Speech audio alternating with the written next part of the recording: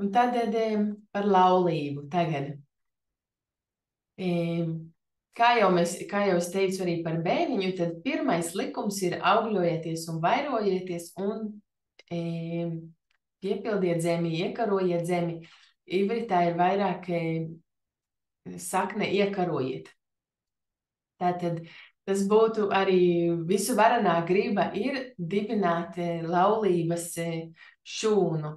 Un tas arī ir nepieciešams arī veselīgai ģimenei un bērniem, kad ir konkrēta tāda saistības, vienotība, obligācijas vienam pret otru, kad tiek dibināta tāda uzticama bāze, droša vieta, kur mēs jūtam atbildību viens par otru, jūtam, ka mums ir rūp viens otrs, un mēs par vienu otru rūpēsies un sargāsim, kad tad mamma, tēvs un bērni un Tora uzsver tieši tas ir pareizi un tas ir labi, kad tā ir radītāja griba. Un neskatoties, kā varbūt citās kultūrās tas tiek skaistīts kā tieši varbūt mazāk svarīgs vai pat vajadzētu kaunēties no tā, ka cilvēki vēlas būt kopā un apprecēties. Jo, piemēram, ir kultūras, kurā svētam būt, tas ir tieši atturēties no laulātās dzīves. Un ivritā Izrēlā, ebreju kultūrā, Torā ir tieši pretēji. Ceremonija, kurā vīrs un sieva apprecās, ivritā sauc kidušīni. Kidušīni no vārda kadoš, svēts. Tas ir tieši ļoti liels svētums, un Tora māca, ka tur, kur ir precēts vīrs un precēta sieva kopā, tur ir šhinā, visa varenā klātbūtne. Tieši tajā vietā. Un, protams, arī ebreju gudrie māca, ka cilvēks, kad viņš ir vecpuisis, ka viņš ir viens pats, vai kad viņam ir vēl persona cilvēki, ar kuriem viņam ir jāsadzīvo zem viena jumta. Tas, protams, arī viņam izveido viņa raksturu, viņš piebriest, viņš pieaug, viņš mācās stipri vairāk arī piedot, saprast otru, dalīties. Tas, protams, arī viņu pilnveido kā personību. Arī ar bērniem nevienmēr ir viegli visiem. Un tas arī tieši pilnveido cilvēku. Un tā ir visu varenā griba. Tieši tad mums ir iespēja ar savas īpašības visvairāk apslīpēt un veidot. Un tad jautājums ir tāds, kā tad mēs noformulējam šo laulību, kā tas būtu pareizi, kad kurā brīdī sieva un vīrs ir saistīti viena ar otru, un viņi ir aizliegti citām personām. Kā mēs zinām, tas arī viens no 7 nosiešu likumiem ir pārkāpt laulību, ir arī aizliegtas dzimuma attiecības, tas arī ir viens no aizliegumiem, un kurā brīdī tad viņi skaitās, ka viņi viens otram viņam ir pienākumi vienam pret otru. Un tad Rambams māca, Ravīns Rambams, arī no viduslaikiem ļoti liels un svarīgs ravīns, jūs droši vien esat dzirdējuši drusciņu šo vārdu, tad viņš māca, ka pirms Tora tika dota, tad, kad vīrietis vēlējās apprecēties, un sieva vēlējās apprecēties, viņi satikās kādā publiskā vietā, viens otram iepatikās, un ja viņi bija abi ieinteresēti apprecēties, viņi vienkārši varēja sākt dzīvot kopā, un no tā brīža viņi būtu vienu ar otru saistīti un aizliegti citiem. Un kopš brīža, kad mums dota Tora, tas tomēr ir savādāk. Un ja vīrietis un sieviete satiekās, viņi vēlās apprecēties, tad Tora māca, ka būtu pareizi viņiem veikt šo tādu procedūru, lai tas nav tā vienkārši kā dabīgā līmenī, bet varbūt kā pat dzīvnieki, kā vienkārši satiekās un viņi ir kopā, bet viņiem ir saistības un ir šis svētuma elements, ir likumi, ir visu varenā pavēles un griba, kā mēs daram šo par godu visu varenam ar šķīstību un svētumu, un pareizību. Tā kā, un tad mēs mācāmies, ja Tora šis ir obligāts pienākums ebrejiem, un nosieši varētu arī vienkārši dzīvot kopā, un viņi arī skaitītos kā vīrs un sieva, bet mēs varam mācīties arī nosiešanu no šiem Toras likumiem, un arī varētu mēs uzņemties šos likumus, un tas būtu pareizi un skaisti, un mēs to arī mācāmies. Ir Toras midrašim, rabīnu gudrijos stāsti, kad Jēkabs atgriezās atpakaļ uz Izraēlas zemi, viņš apmetās dzīvot blakus Šehem pilsētā, Šehemas pilsētā, un tad blakus pie viņiem. Un tad viņš viņus apmācīja tieši šos laulības rituālus, ka pirmais būtu liecinieki, un tas nav, kā teikt, mēs vienkārši dzīvojam kopā, bet ir liecinieki, kur mēs viņu priekšā solam uzticību. Un otrais būtu arī kaut kāda dāvana. Šodien parasti tas ir pieņemts gredzens, kad līgavainis dāvina sievai gredzenu. Un trešā lieta arī ir šķīstība. Šķīstība tas būtu kā ebreju likumiem ir pagremdēties ūdenī sievietei. Un to mēs varētu arī visu arī nosiešu uzņemties, kas vēlās. Un tad ieteikums ir tāds. Ne visi rabīni piekrīt, bet ir, kā teikt, parasti ir tāds izteiciens arī ebreju vidū, tev ir uz ko paļauties. Ja ir kāds rabīns, gudrs, svarīgs rabīns ar tādu viedokli, tad tev ir uz ko paļauties, un tu vari iet arī kaut vai pēc viena rabīna. Protams, viņš ir dievbijīgs un cienījams rabīns, kaut vai citi rabīni domā savādāk. Tad ir mums vienmēr rabīnu vidū ir atšķirīgi viedokļi. Bet tas ir tādas tālāk nesvarīgākas lietas. Pavisam svarīgākajām un bāzes lietām tur nav nevienu strīdu, šaubu vai dažādu viedokļu, bet tas ir tāds par tādām tālākām lietām. Un ja ir kāds rabīns, kas uzskata pēc šāda viedokļa, es varu iet pēc viņa viedokļa. Tad mēs sakam, kā būtu pareizi. Ka būtu draudzes vidū būtu pierakstu grāmata, kurā tiek pierakstīti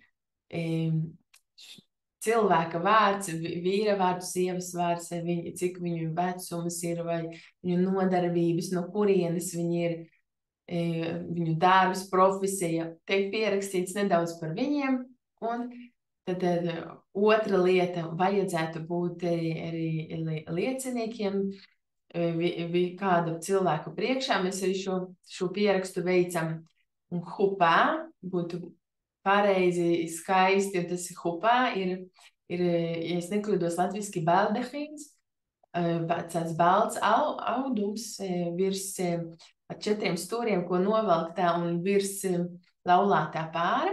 Tas arī simbolizē visuvarenā klātbūtni, pazemību visuvarenā priekšā. Mēs pildam visuvarenā likumus, mēs viņu cienam un mīlam.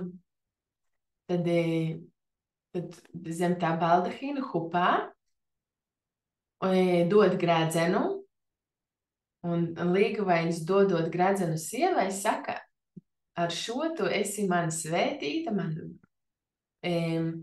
pēc nosiešu tradīcijām. Protams, skaisti saģērbties, kāzu kleita, un mums ir arī 7 svētību vārdi, ko mēs varētu teikt pateicību lūkšanas, kas arī ir rakstītas, ja jūs zinat, ir nosiešu sidurs, ko izdeva arī rabīns Ūrijs Šerki, un tas ir faktiski arī 7 svētību vārdi, ko arī saka ebreju hupā kāzās. Tad viens ir par visu varnēju, ka tu esi radījis. Tu saka uz vīnu, un tad pirms viņu dzer, pasaka šos 7 svētību vārdus, un tad viņu dzer arī. Tad pirmais ir, ka visu varenais ir radījis vīnogulāju. Tad otrais ir, ka visu varenais ir radījis visu savā godā, sev par godu, savā godībā. Tad trešais ir, ka visu varenais ir radījis cilvēku. Ceturtā svētība, kas es radījis cilvēku savā līdzībā. Un paldies visu varenais, ka tu esi radījis cilvēku arī. Tāpat beidzās. Un tālāk ir samērķis, kad visu varenais iepriecina mīļotos tuviniekus, tā kā iepriecināja arī paradīzē. Un visu varenais tu esi svētīts, ka tu iepriecini līgavaini un līgavu. Tas ir viss. Tie 7 svētību vārdi. Un, protams, svinīgas maltīte kopā ar tuvajiem un mīļajiem priecāties, atzīmēt šo notikumu. Un tātad laulības ir vispār optimistisks skats uz dzīvi, ka visu varenais radītājs ir radījis labu pasauli, kurā mēs redzam mērķi, un mēs vēlamies būt kopā, mēs vēlamies dzemdēt bērnus, un bērni ievest šī pasaulē, kur ir droša un uzticama vieta, un dibināt ģimeni. Ebreju kāzās mēs parasti saplēšam glāzi. Glāze, kā saplēst vispār kaut ko, tas ir drusku tāds tā kā trauru elements. Un ebreji to dara, jo viņi piemin, ka templis joprojām nav uzcelts. Un mums pietrūkst šis templis. Mums ir tik daudz likumi, kas ir saistīti ar templi tieši, kurus mēs nevaram veikt, jo mums nav tempļa šobrīd. Un tad Talmudā ir rakstīts, ka tempļa iztrūkums tas nav tikai ebreju iztrūkums, jo patiesībā, kā templis tika nojaukts, tā tas iespaidoja uz visu pasauli, kā teikt, visu pasauli kā pagrima tādā kā depresijā vairāk tā kā bēdās. Ebreju gudrie arī skaidroja, tā kā dzels bies kaut kāds aizskars, kas mūs atdala no visu varana, un stipri grūtāk ir sasniegt visu varano, kopš brīža, ka nav templis, vienkārši templī ienākot, viss nebija neviena nekāda jautājuma, viss bija skaidrs, viss bija tik viegli un jauki, un tas nozīmē arī visa pasaule. Patiesībā viņiem pietrūks templis, ir ļoti daudzi teicieni un nostāsti, kad arī tas nekas nav bijis tik skaists kā templis, arī garīgā nozīmē. Tas tiešām nesa cilvēkiem prieku arī visai pasaulē. Un tāpēc arī nosieši varētu, protams, uzņemties šo tradīciju un kāzās, laulībās saplēst šo arī glāzi kā simbolu, kā skumjas un ilgas pēc templi. Un tālāk nedaudz par šķiršanos, protams, ebreju tradīcija atļauj šķirties, Tora atļauj šķirties, un mēs varam arī vienkārši skatīties to pavisam tādam loģisku skatījumu. Ja tas nebūtu pareizi, to, protams, kaut kādi egoistisku principu pēc, kaut kādus kašķis vai kaut kāds vienkārši skandāls, un neviens nevēlās piekāpties, tad šķiramies. Protams, ne pa labi, pa kreisi, tas nav viegli prātīgs process. Bet, ja cilvēkiem tiešām nav labi kopā, un viņi cieš, tā nav visu varenā griba. Tas nenes svētību, un tad būtu pareizi viņiem izšķirties.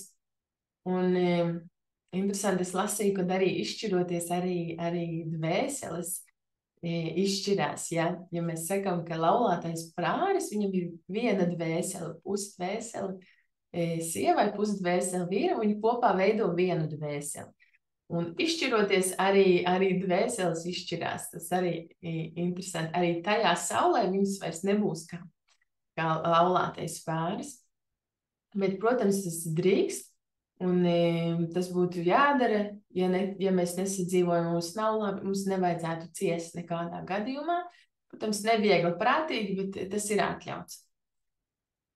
Un to arī vajadzētu veikt draudzes priekšā, vai draudzes vadītāja priekšā, ierakstīt grāmatā, lai tas ir oficiāli, un kopš šī brīža tad mēs atkal varētu būt sieva atļauta precēties ar citu vīru. Un arī rabīns Urijs Šerkis saka, arī pierakstot to liecinieku priekšā, vīrs saka, tu esi no manis šķirta, vai arī ne obligāti abiem jāsaka, vai arī sieva saka, es aizeju prom no tavas īpašuma, nekā es nezinu, tavā, nu, nezinu, kā iztulkot pareizi rešūt, tavā, teiksim, īpašumu, bet ne īpašumu, es nezinu, kā pareizi iztulkot. Un sieva saka, es esmu aizēju prom no tevīm un es esmu atļauta citam cilvēkam. Un tad viņi varētu, protams, veidot jaunu dzīvi.